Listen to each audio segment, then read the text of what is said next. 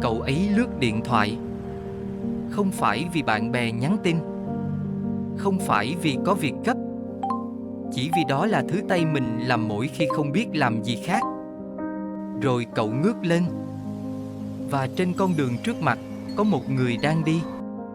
Chân trần, không túi, không điện thoại, đi chậm, đi thẳng, đi như thể biết rõ mình đang đi về đâu. Cậu ngồi im, điện thoại vẫn cầm trên tay, nhưng màn hình đã tắt. Và lần đầu tiên từ sáng đến giờ, cậu không biết mình đang nghĩ gì.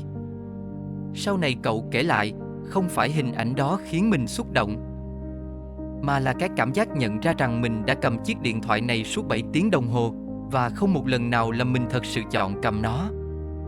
Chúng ta sẽ quay lại câu chuyện của cậu ấy. Nhưng trước tiên, bạn thử nhớ lại lần cuối cùng bạn thật sự chọn.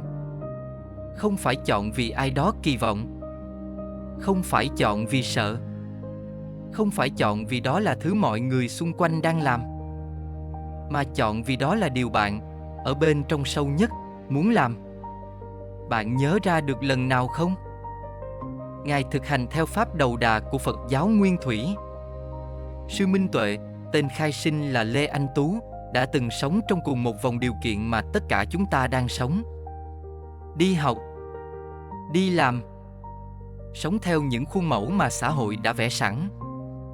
Và rồi, không phải sau một biến cố lớn, không phải sau một cuộc khủng hoảng, Ngài dừng lại, nhìn thẳng vào những gì mình đang làm, và chọn một con đường khác, hoàn toàn khác, không phải vì nổi loạn, mà vì Ngài nhìn thấy điều mà hầu hết chúng ta chưa dám nhìn, rằng cái bạn gọi là cuộc sống của mình, có rất nhiều phần thật ra không phải do bạn chọn.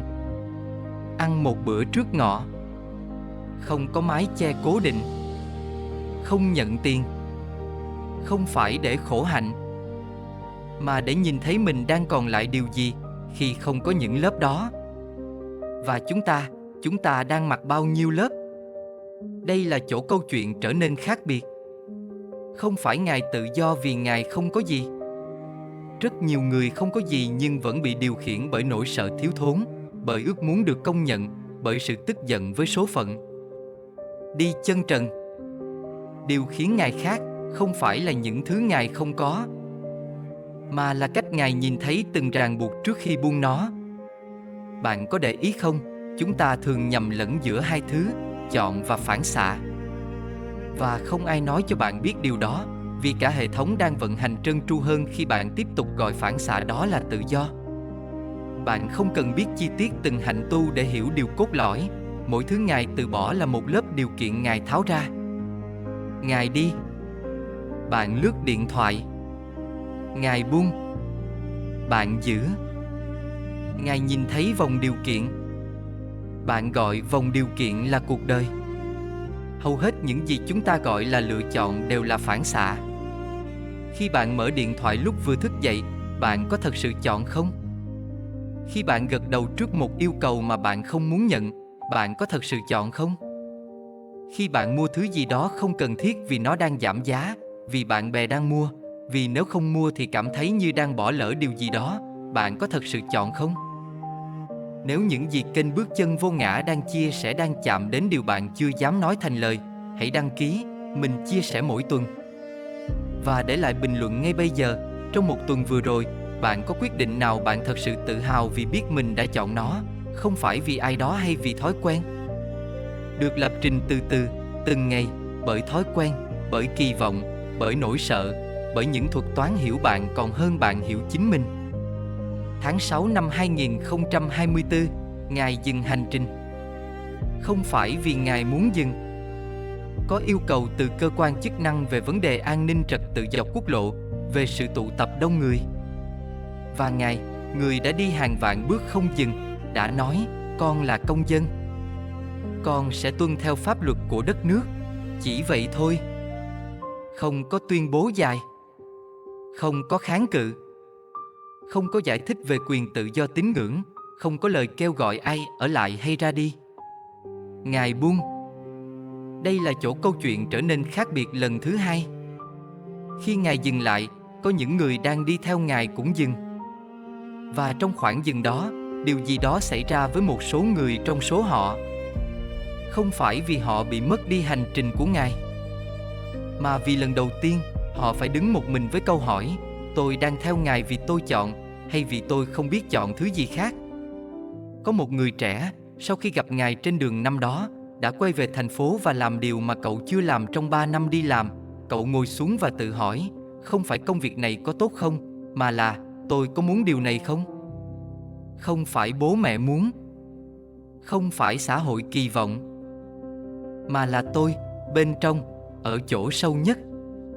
Cậu kể, đó là lần đầu tiên mình thật sự sợ câu trả lời của chính mình.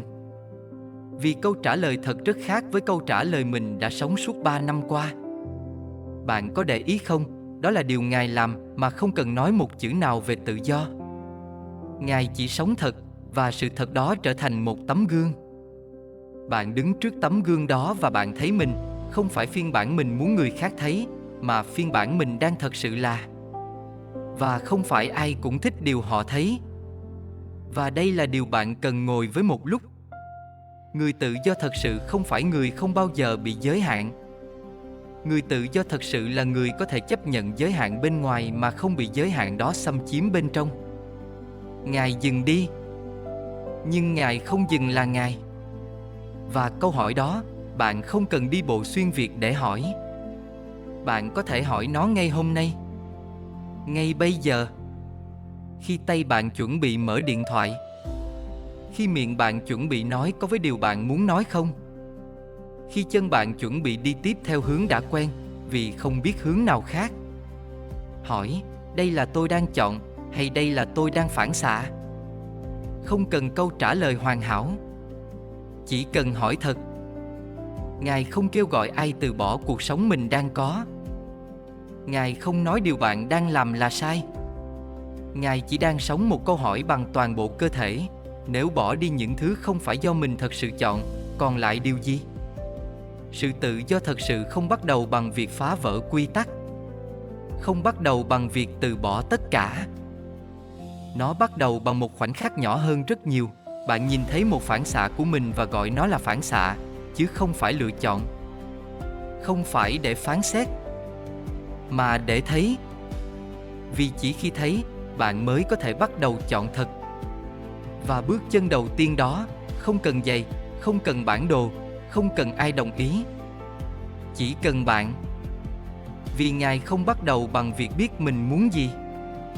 Ngài bắt đầu bằng việc dám nhìn thẳng vào những thứ mình không muốn và gọi đúng tên chúng. Để lại bên dưới, mình đọc hết bình luận. Và mình tin rằng đọc câu trả lời của nhau, chúng ta sẽ nhớ ra mình đang có nhiều lựa chọn hơn mình nghĩ.